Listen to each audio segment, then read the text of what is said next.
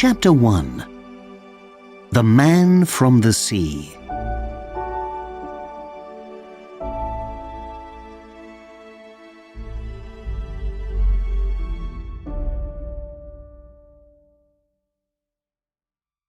The boat. The boat. Where is it? I must find the boat. I'm cold, so cold. Oh, Lida, where are you? How can I find you? I must find you. So cold, so cold. I must get back on the boat. Oh, Lida, Lida, Lida. Mummy, look at that man. What man? That man there, by the sea. Look, his clothes are all wet. Well, perhaps he went into the sea for a swim. But he's wearing a shirt and trousers and shoes, Mum. Nobody swims in clothes like that. Linda Jones and her daughter Anne were on a beach by the sea in the south of England. It was 8 o'clock in the morning. It was a sunny day, but cold, not weather for swimming. Linda Jones looked at the man. Her daughter was right. The man's clothes were not clothes for swimming in. They weren't even summer clothes. They were work clothes, black trousers, a white shirt, and black shoes. He does look strange, she said. But people sometimes do strange things, Anne. But, Mummy, perhaps he's ill. He's trying to walk. Look. There's something wrong with him. The little girl was right. The man stood up and began to walk along the beach by the sea. But he didn't walk very well. First, he walked up the beach, then down again to the sea. He fell down and got up again. Then he walked into the sea and fell down again. This time he didn't get up. He stayed there, lying in the sea. "You're right, Anne," Linda said. "There's something wrong with that man. You stay here. I'm going to look at him." She walked down the beach to the sea. The man didn't get up. He stayed lying in the water. Linda stood by the sea and looked at him. He was a tall young man, about 25 years old, with long dark hair. His clothes were wet, and he looked cold. His face was very white, but there was a dark red mark over his left eye. "Hello, are you all right?" Linda asked. The man looked at her, but didn't say anything. Linda tried again. "You look cold," she said. "Do you need help?" The man didn't speak. He tried to get up, but he fell down again in the water. "Oh dear," she said. "You do need help, don't you?" She took off her shoes and walked into the sea. She took the man's arm. "Come on," she said. "Try to stand up." She tried to help him up with one hand, and then two. But it was not easy. He was bigger than her, and she nearly fell into the sea beside him.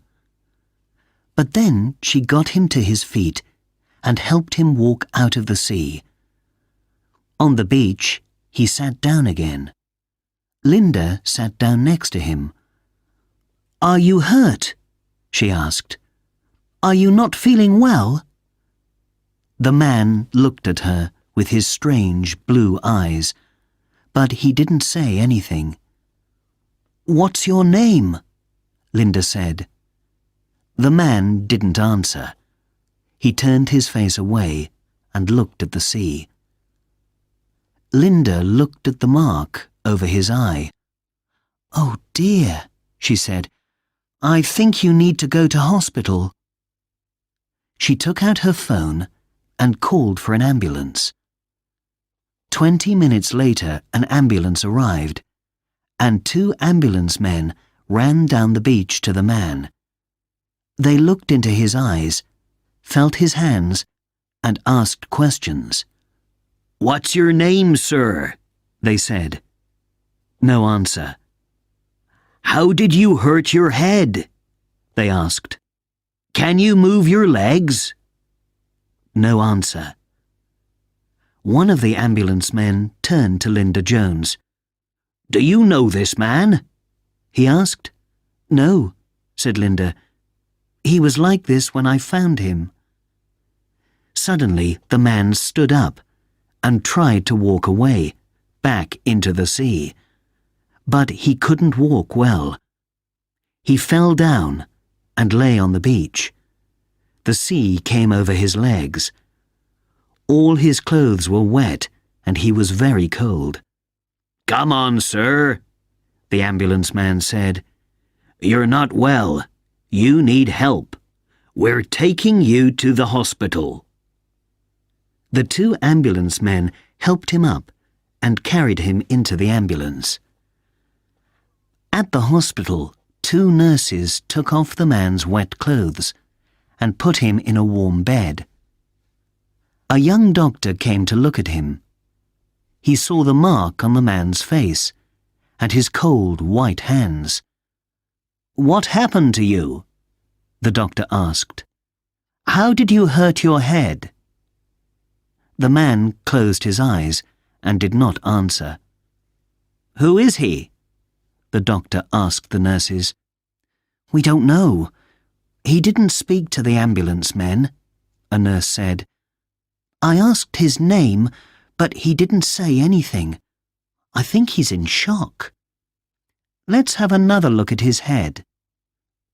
The doctor moved his fingers carefully over the man's head. "Ah," he said, "there's another injury. Here, under the hair, see? Something hit him very hard here."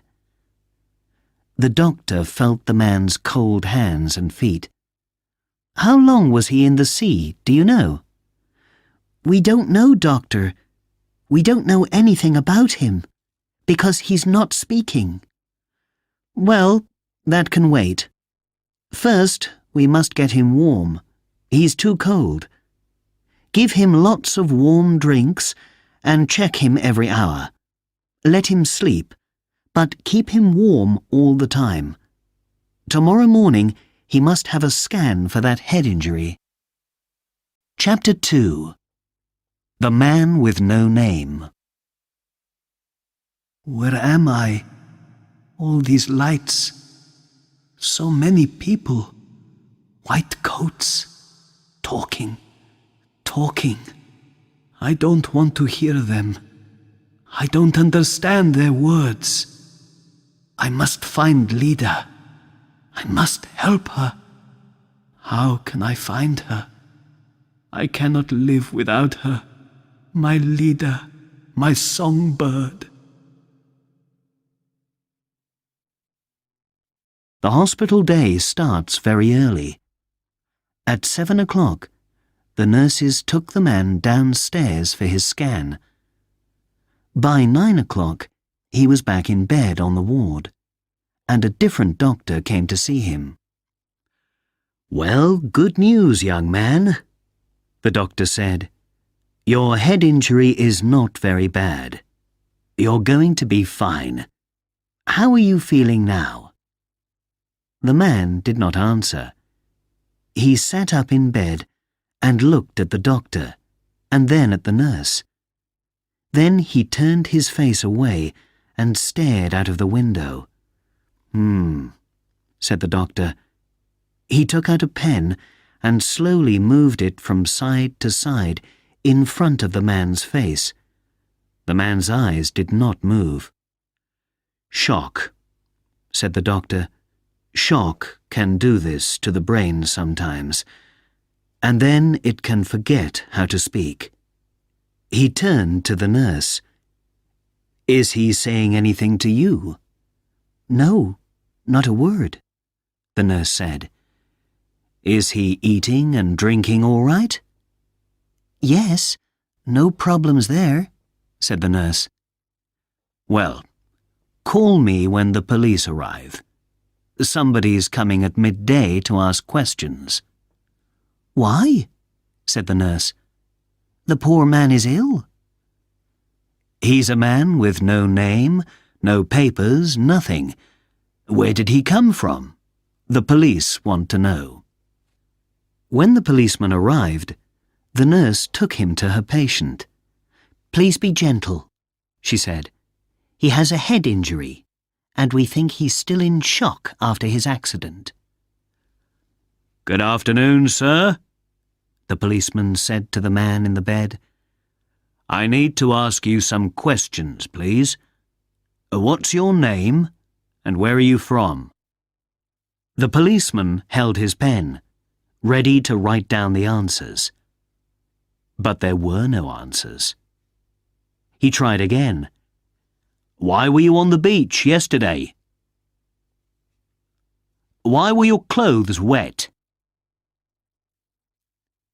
"Did you fall off a boat?" No answer.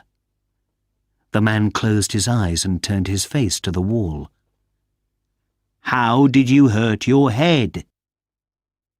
"Did somebody hit you?" No answer. The policeman spoke more loudly. "Come on now, what's your name?" The nurse and the doctor then arrived. "What are you doing?" said the nurse. "There's no need to shout. He can hear very well." "But he's not answering my questions," the policeman said. "Who he is? Where does he come from?" "We don't know," said the doctor. "Can't the questions wait for a day or two? Let him rest now." They moved away from the patient's bed. "I need a name," the policeman said. "I can put a name through the police computer. Where does he come from? Is he an illegal immigrant? Did he fall off a boat full of illegal immigrants? We need to know these things. Without a name, I can't do anything. Is he even English? Was there nothing in the pockets of his clothes?" "Where are his clothes?" said the doctor. "I can find them, I think," the nurse said. She went away and came back a few minutes later with the man's clothes. They were white with salt from the seawater. There was nothing in the pockets, no papers, nothing with a name on. "What about the labels in the clothes?" the policeman said. "They can sometimes tell you something." The nurse found a label in the back of the shirt. "Look," she said. "That's not English," the doctor said. "Can you read it, nurse?" "No," the nurse said. "It looks like some Eastern European language. Russian, perhaps?"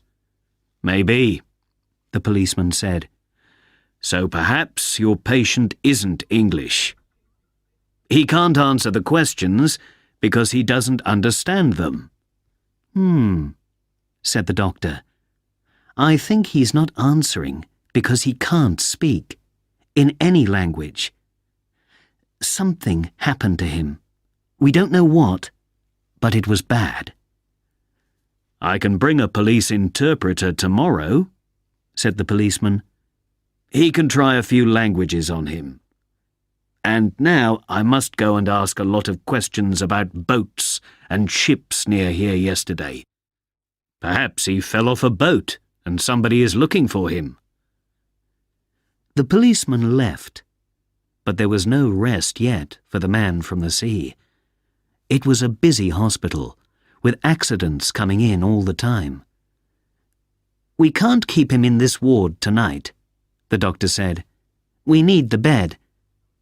Take him over to the psychiatric unit. They can give him a bed for a few nights. Perhaps they can help him with speaking. Ask for Nurse Avril O'Brien. She's very good with patients like these. Chapter 3. The Piano. My head feels better today. My eyes still hurt, but I can see better. These people are kind, but I cannot talk to them. What can I say? What can I tell them? I do not want to live without Lida, and Lida is lost to me forever. Nothing matters now. Nothing. The psychiatric unit was a new part of the hospital. It had nice rooms for the patients, with pictures on the walls. There was a patient's sitting room with books, some comfortable chairs, and an old piano. Outside, there was a small garden with flowers. Patients here had mental problems of different kinds. Many of them were older people. Some of them did not know the day of the week or their own names. Avril O'Brien was very good with these patients. She was kind and friendly. She liked to sit with her patients or walk with them in the little garden. She talked to them all the time. Sometimes they answered, and sometimes they didn't. But that didn't matter to Avril. She just went on talking in her warm Irish voice. She was very interested in the new patient, the man from the sea, the man with no name. "How can I help him best?" she asked Dr. Sansom. Dr. Sansom was the doctor in the psychiatric unit. He was very good at helping patients with mental health problems. Avril was his best nurse. "Talk," he said. "Just talk to him, Avril. He's not going to answer you, but we want him to listen." So Avril talked to him, in her warm Irish voice. She talked about her family, about the weather, about books and films. The man from the sea said nothing, and did not answer any of her questions. But he began to listen, and to watch Avril's face when she talked. In the morning, the policeman came back. With him was a tall young woman with black hair and a big smile. "Hi, I'm Katya," she said to Avril. Avril looked at her in surprise. "Do you work for the police?" she asked. "You don't look like police." Katya laughed. "No," she said. "I'm an interpreter of Eastern European languages. I work for myself." "Our usual man is on holiday," said the policeman. "He's always on holiday when you need him. Katya helps us when that happens." Avril took them into her patient's room. He lay on his bed and watched them. But when Katya began to speak, he closed his eyes and turned his face to the wall. Katya spoke for 3 or 4 minutes in different languages, but the man did not move or open his eyes. Katya stopped and looked at the policeman. "I'm sorry, Ben," she said. "I tried Polish, Ukrainian, Russian and Serbian. He just doesn't want to talk." "But did he understand any of those languages?" "I don't know. How can you tell?" said Katya. "He's just lying on the bed with his eyes closed." "What about that shirt label?" said the policeman. He turned to Avril. "Have you got his shirt?" Avril found the shirt and showed it to Katya. "Yes, this is a Russian name on the label," she said. "So he's Russian then?" the policeman said happily. "Maybe," said Katya, "but you can find these shirts in Poland, In Latvia, in London even. This label is a famous shirt maker in St. Petersburg. Well, that's no help, said the policeman. Oh dear, this is getting very difficult. He must tell us his name. I'm going to talk to him in English again. No, you're not, said Avril. This is my patient, and he is not a well man. He needs to rest, to be quiet. You must leave now. She opened the door, and they all left the room. Avril closed the door quietly behind her. Outside the room, the policeman turned to Avril. So, what do we do now, nurse? He asked. Wait, said Avril. OK. But call me when he starts talking, right? Of course, said Avril. She smiled at Katya, and Katya gave her a big smile back. Later in the day, Avril went into her patient's room and sat down next to him on the bed. She had a pen and some paper in her hands. Listen, she said. You can't talk to me, I know that. But maybe you can write or draw something, can you? Look, like this. She drew a picture on the paper and wrote something next to it. See that? She said. That's a picture of me. Can't you see? And there is my name beside it. Avril O'Brien. See? She laughed. It's not a very good picture, I know, but you can see it's me, can't you? She gave him the paper and pen. Now you. Draw a picture of yourself and write your name beside it. Then she sat quietly and watched. The man took the pen and paper from her, but for a long time he sat very still and did nothing. Avril watched him with a friendly smile on her face. Go on, she said kindly. You can do it. It's paper. It can't hurt you. Draw a picture. Do it for me. The man looked at the paper again. Then he started to draw. His hand moved quickly across the paper. Avril sat still and watched him. It was very quiet in the room, and she could hear the sound of the pen on the paper. Then she heard another sound. It was the sound of crying. He finished the drawing and looked up. There were tears on his face. Avril took the paper from his hand. It was a drawing of a piano. That's beautiful, she said. A piano. Do you like piano music? Do you play the piano, maybe? No answer. The man stared down at his hands. He did not look at Avril. Avril laughed. Well, that's wonderful, so it is. Come with me, young man. I have something to show you. She put down the paper and held out her hand. The man got out of bed and went with Avril into the patient's sitting room. It was his first time in here. Look, Avril said. We have a piano here. One of our old patients gave it to us. Come, play something for me. The man sat in front of the piano. Avril pulled up a chair and sat next to the piano. For a long time, he did nothing. He sat still and looked at the piano. Then, very slowly, he pressed one of the white piano keys with his finger. Avril watched and waited. But there was no music. The man just played one note, pressing the same key with the same finger.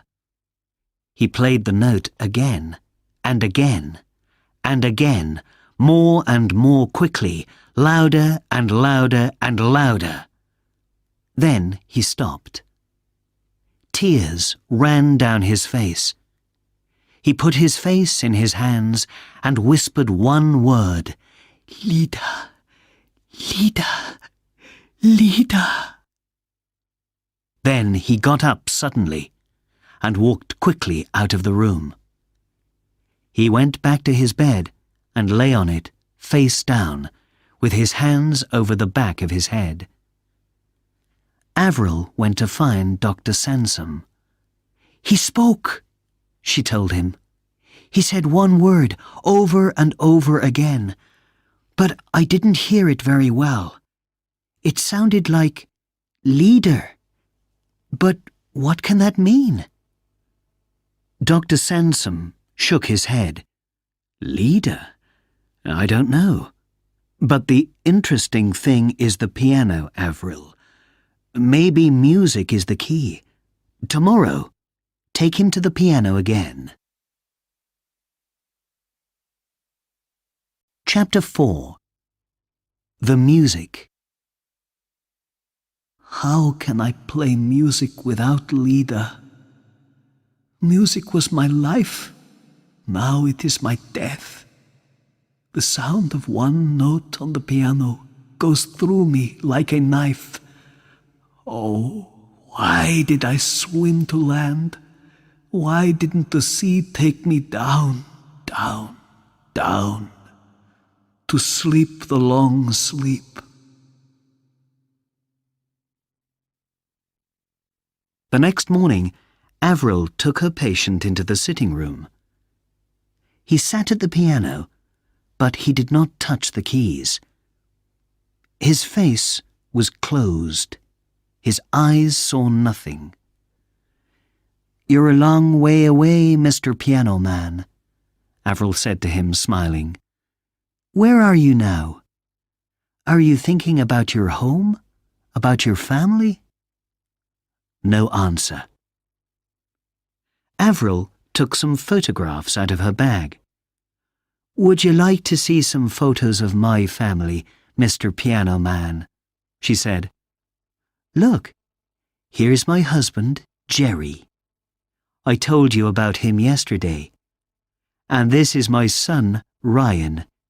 He's 16 now. He's a big boy, taller than me. He loves playing football.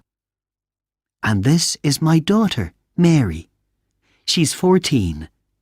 She loves music. She listens to it all the time." One by one, she gave the photos to the piano man. He looked at them, and then gave them back to her. "Oh, here is one to show you.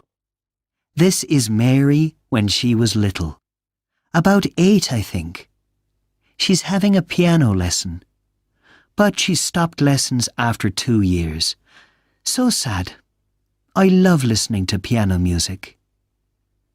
The piano man held the photo of Mary and looked at it for a long minute.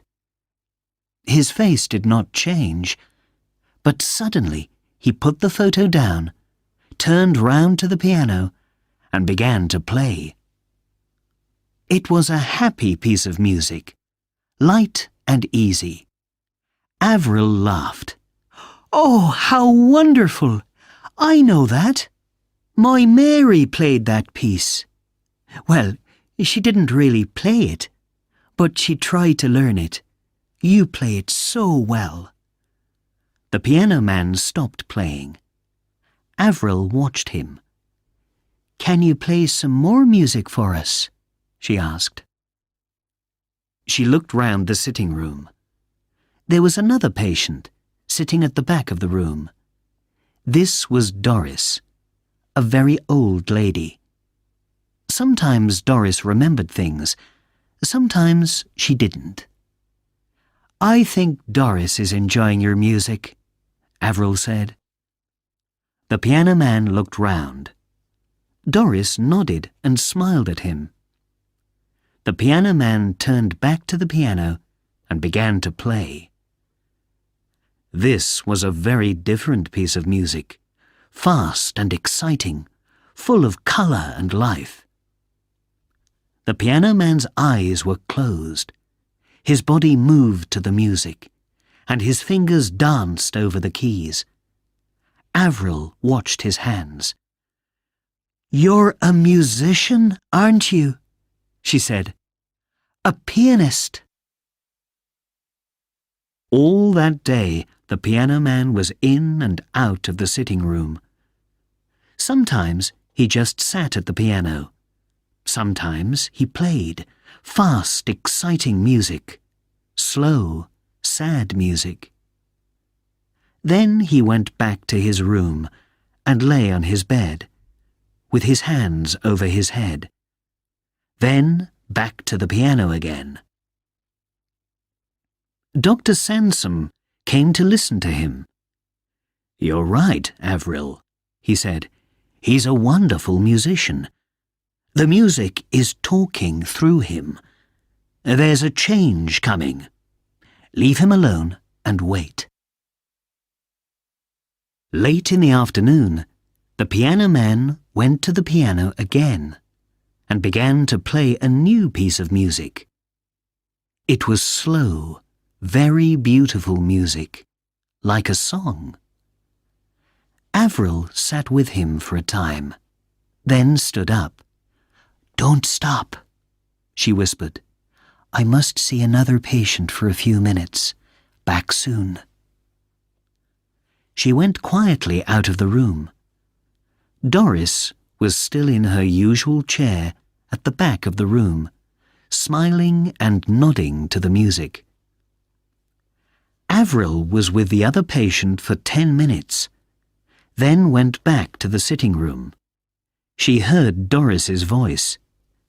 "Nurse! Nurse! Come quick!" "What is it, Doris?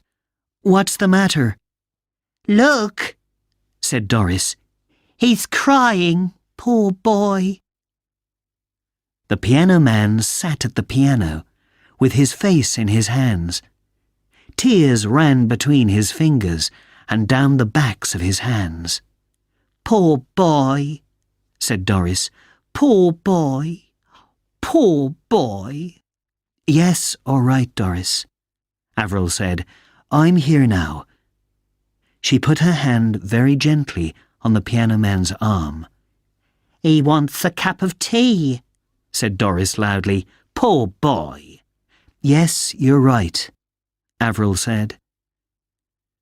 She went quickly to the nurse's kitchen and came back with a large, hot mug of tea. Gently, she took the piano man's hands away from his face and gave him the mug of tea. "There," she said. "Drink some tea. Tea always helps." The piano man's hands closed around the hot mug. He looked up into Avril's face. "Spasiba," he whispered. Before she went home, Avril went to the computer in the nurse's room. Now, what was that word? She thought. Something. Spasi. She tried the spelling, spasiba, and Google found the word for her at once. Spasiba was thank you in Russian. Chapter 5. Ludmilla. When Lida and I made music, it was like falling in love every time.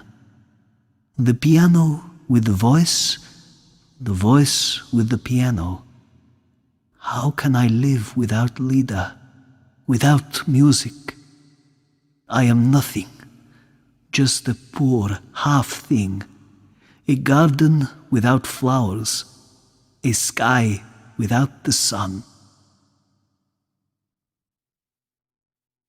When she arrived at work the next morning, Avril looked for Dr. Sansom. She wanted to tell him about the piano man and the Russian word. But Dr. Sansom called her on the phone. "Ah, Avril," he said, "can you come now? I need you. We've a new patient, a Russian girl. She arrived half an hour ago. I want you to be with her this morning." Avril went upstairs to the ward. "A Russian girl?" she thought. "Suddenly, everything round here is Russian." They went to the new patient's room and looked in through the door. A young woman lay in the bed. Her face looked very white. Dr. Sansom read from the hospital notes on the door. "Ludmilla Terenkova, 22, Russian, head injury. Brought in by ambulance from Falmouth after an accident on a sailing boat out at sea. She had a small operation 3 days ago for the head injury," Dr. Sansom told Avril. "That went well, and the head injury is better now. But there is something wrong. She's crying a lot and getting very angry. So they sent her to us. Let's go in and talk to her. You speak first." They went into the room and stood by the bed. Avril smiled at the young woman.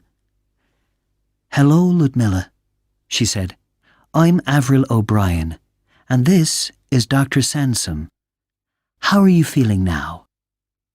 Ludmilla looked at her. She was a very pretty girl, but her face was very white, and there were tears in her eyes. "Do you speak English?" asked Dr. Sansom. Ludmilla nodded. "A little," she said. "Oh, that's good," said Avril. "Can you tell us how you hurt your head?" She pulled a chair next to the bed and sat down. "I was on a boat out at sea," Ludmilla said. I fell and I hurt my head. I don't remember very well." "No, of course you don't," said Avril gently. "But how did you come to the hospital? Do you remember that?" "I came by ambulance. The boat came into Falmouth. Is that the name? Then the ambulance came."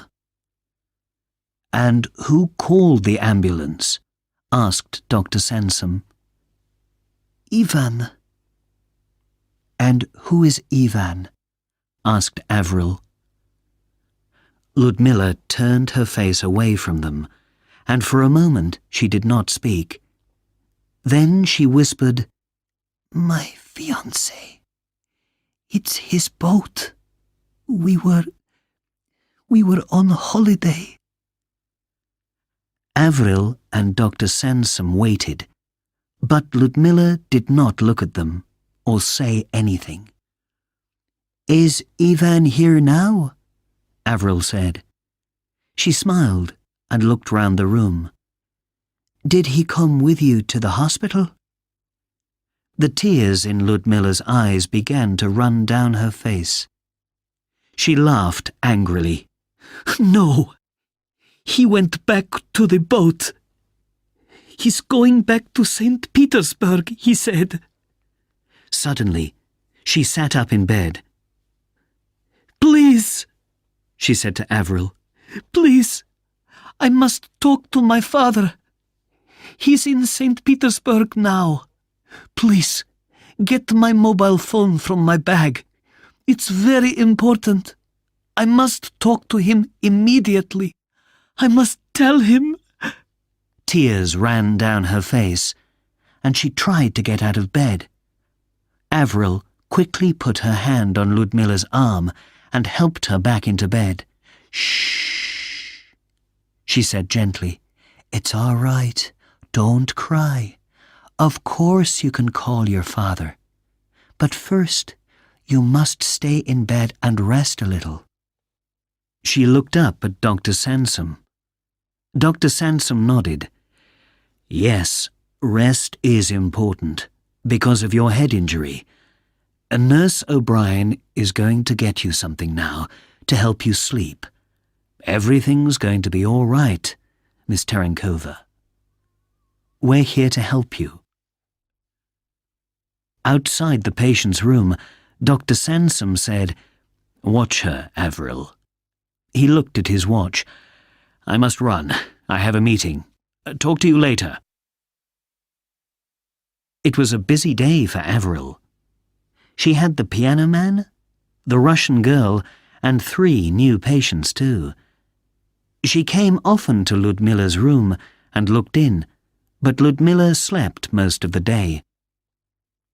In the afternoon, Avril looked in again.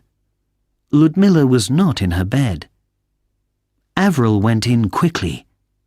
Ludmilla was by the window, with her mobile phone. She spoke in Russian, very fast. She finished the call and turned to Avril. There were angry tears in her eyes. "Was that your father?" said Avril. "Is he coming to take you home?" "No," Ludmilla said. "Yes, maybe. I don't know. It's very difficult. My father—" She began to cry. "Tell me about it," said Avril. "I'm a good listener." "I can't talk about it," Ludmilla said through her tears. "My English is not so good. It's very hard for me." "Never mind," said Avril. "Maybe we can talk about it tomorrow. You get back into bed now and rest." Later, Avril saw Dr. Sansom. "Can I call that Russian interpreter Katya tomorrow?" she said. "She was a very nice girl, and perhaps Ludmilla can talk more easily to someone in Russian. And there's the piano man, too. He said a Russian word, so Katya can try to talk to him again." "Good," Dr. Sansom said. "Very good, Avril. Call me when the interpreter's here. I'd like to come and listen." Chapter 6. The Song. "Music hurts me, but I cannot stop playing. When I play, I think about her all the time. When I'm not playing, I still think about her. Where is she now? Is she making music? Is she sleeping? Is she thinking about me?" In the morning, Ludmilla talked in Russian on her mobile phone for more than an hour, crying all the time. "What's this all about?" Dr. Sansom asked Avril. "I don't know," said Avril. "I think she's talking to her father in St. Petersburg." "We need to know her story before we can help her. When is the interpreter coming?" "At 11 o'clock. When she had a moment, Avril went to see the piano man and to sit with him for a time. He was nearly always in the patient's sitting room. He sat at the piano, sometimes playing, sometimes just sitting. When Avril talked to him, he listened, but did not speak. His hands moved gently over the piano keys. He answered her with music.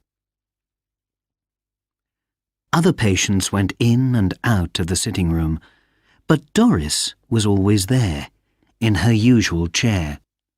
"Beautiful music," she said to Avril. "Beautiful music." "Yes, it is," said Avril. "Does he talk to you, Doris?" "He's a nice boy," Doris said. "Beautiful music." "Very nice," Avril said. "But does he say anything? Do you know his name?" "Yes," Doris said happily. "He's the piano man. He plays music. Beautiful music." Avril went away, back to her other patients. In Ludmilla's room, it was quiet.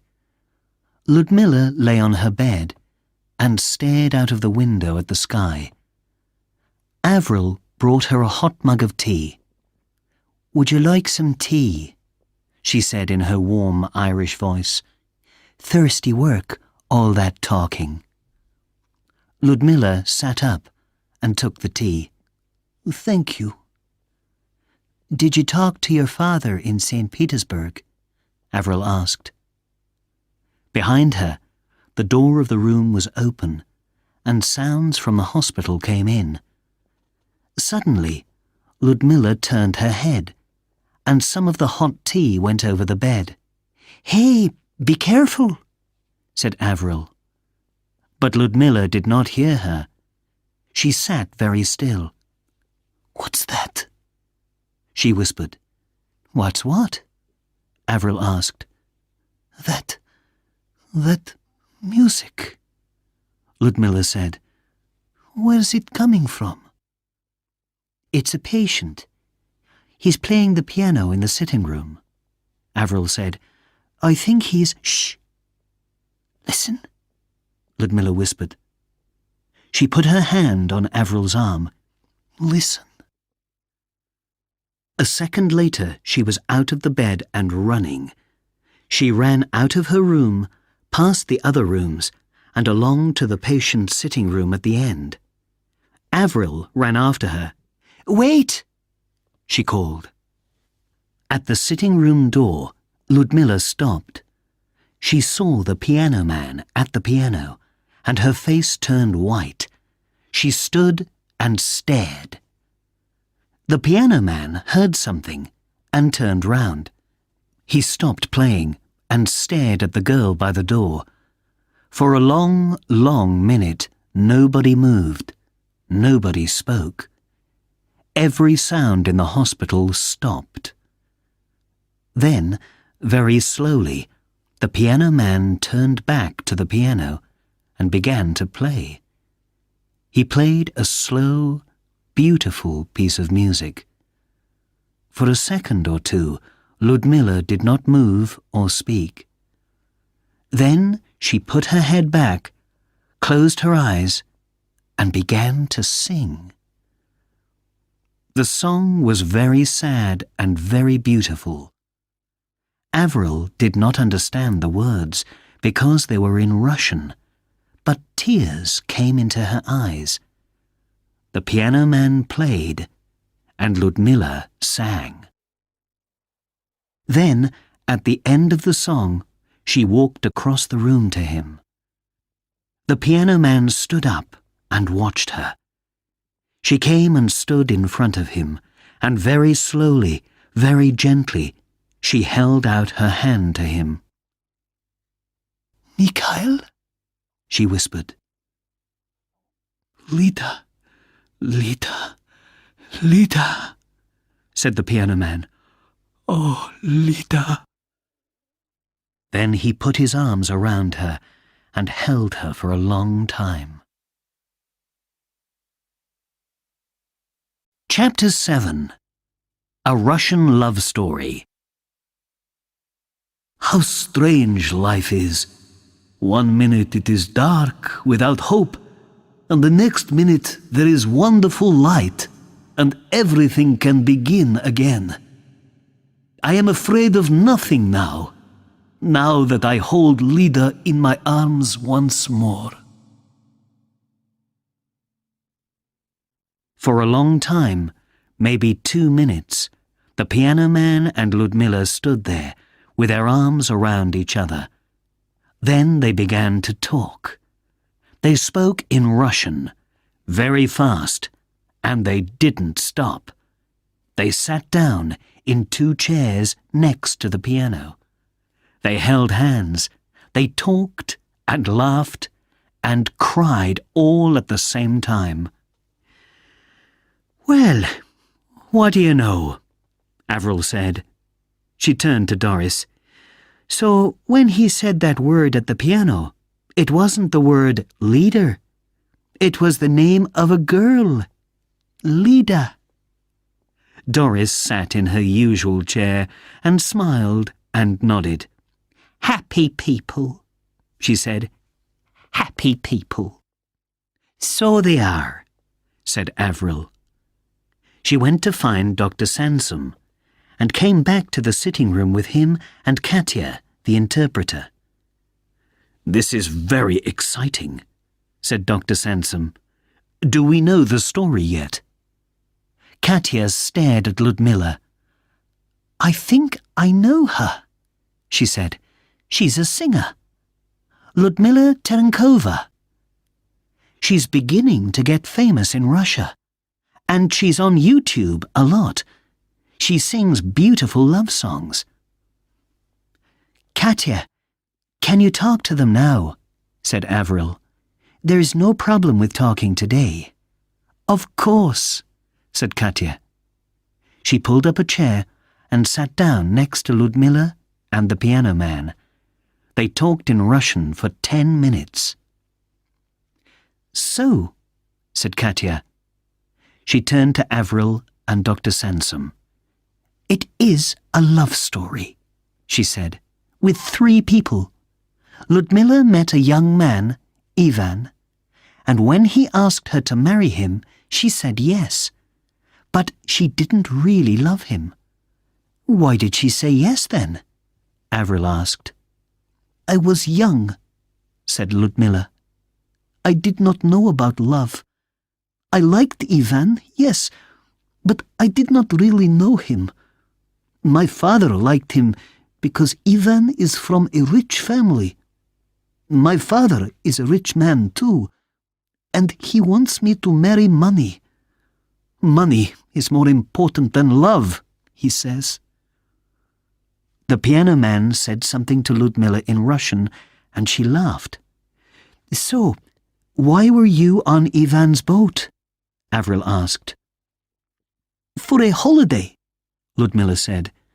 I didn't want to go, because when Mikhail and I began to work together, everything changed. She smiled. Now, I know everything about love. She held the piano man's hand and said something to him in Russian. Ivan has an expensive boat, Katya explained. He likes expensive things, and he likes to have a beautiful young singer for his fiancée. But he is not a nice man, and Ludmilla knows that now. She is afraid of him. She is afraid of her father, too. Mikhail, you see, is from a very poor family, and Ludmilla's father is not going to like that. So these 2 young people, very much in love, just wait for an answer to their problem. So how did Mikhail arrive on the beach? Asked Avril. Mikhail is a very good pianist, said Katya, and a very good accompanist for Ludmilla. He plays the piano when she sings. Ludmilla wanted to learn some new songs, so she took Mikhail with her on Ivan's boat. It's a very big boat then, is it? Avril asked. It has a piano on it? Oh, yes. These are very rich people. I see. But what did Ivan think about that? Avril looked at Ludmilla and Mikhail holding hands. I am a singer, Ludmilla said, and of course I need my accompanist to help me learn new songs. So Mikhail comes with me, everywhere, of course. So what happened? Avril asked. This happened, said Ludmilla. She turned to Mikhail, put her arms around him, and gave him a long, loving kiss. Then she looked at Avril again. We were at the back of the boat, but Ivan saw us. He was angry, very, very angry. He hit Mikhail on the head with a bottle, and Mikhail fell into the sea. Ludmilla stopped. There were tears in her eyes. Mikhail put his arm around her. It was so terrible, Ludmilla said. Ivan did not stop the boat. He did not look for Mikhail. He did nothing. It was night, and I could not see Mikhail in the sea. I called and called, but there was no answer. Tears ran down Ludmilla's face. Ivan said, "Too bad. It was an accident." And I told him, "No, you are a murderer." Then he hit me. He hit me on the head. And after that, I knew nothing. When I opened my eyes again, I was in Falmouth. Ivan carried me off the boat and told a story about an accident at sea. Blah, blah, blah. Then he ran away, back to his boat, back to Russia. I never want to see him again. Mikhail put his hand on Ludmilla's hair and looked into her eyes. He tried to kill you, Ludmilla. So I kill him with these. He held up his hands. I kill him with my 2 hands. Ludmilla quickly took Mikhail's hands in hers. No, Mikhail, no, no, no. We must forget Ivan now. That is finished, done, behind us. Now it is just us, you and me, Mikhail. Well, said Avril, what a story. But now you're all right? She looked at Mikhail and smiled. Mr. Piano Man, are you well now? Mikhail smiled back. Yes, he said. My English is not good, but yes, I am well. Without Ludmilla, I cannot live. I want to die, so I do not speak. I have nothing to say. But now... He smiled at Ludmilla. But what happens next? Asked Avril. And what about Ivan? My father is very angry about Ivan, said Ludmilla. Ivan is his problem now. He's talking to the police in St. Petersburg about him. I can go to Italy, my father says, to my grandmother in Verona. She was a singer too. She looked at Mikhail and laughed. Now I must call my father and tell him about Mikhail, alive and well. And Mikhail can come with me to Italy. Yes, Mikhail? There we can make music. Beautiful music. Listen. She pulled Mikhail laughing to the piano. Mikhail sat down and began to play, and Ludmilla began to sing. Suddenly, the room was full of music.